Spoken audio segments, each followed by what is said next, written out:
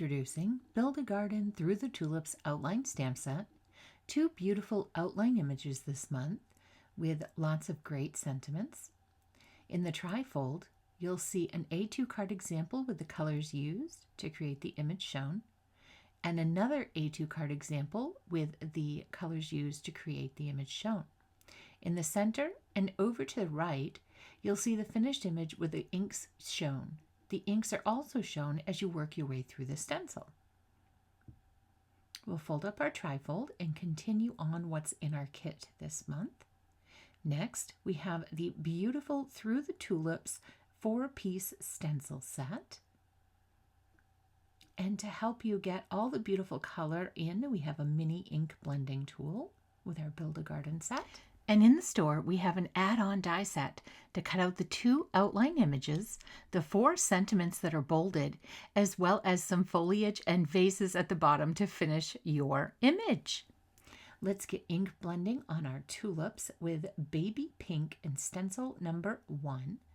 I should have used some tape. I was trying to hold this in place and I should have used some tape. I will use some tape as we work through our stencils.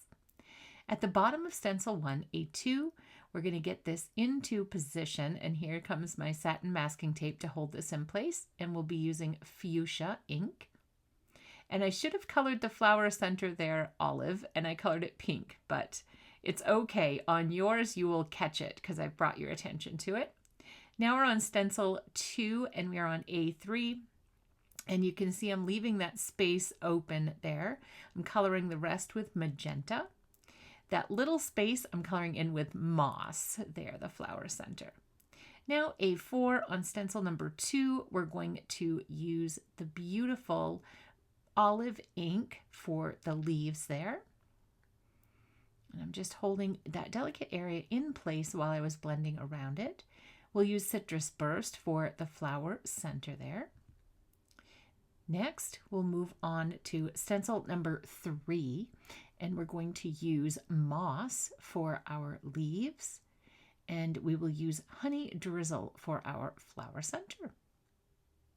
Now we're going to move to our arrangement on the bottom, our cute little chair set, which I could see at any bistro. I can just see a cup of coffee on that table there. We're going to begin with butternut ink.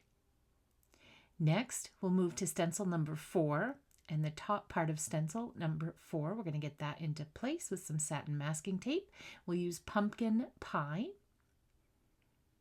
Next, on stencil number 4, in the center section, we're going to align that, get that taped into place, and we will use mocha on the chairs and table there. And finally, at the bottom of stencil number 4, we're going to get this aligned and taped into place, and we'll use espresso ink. And that will finish off our cute table and chair set that I could see at any bistro.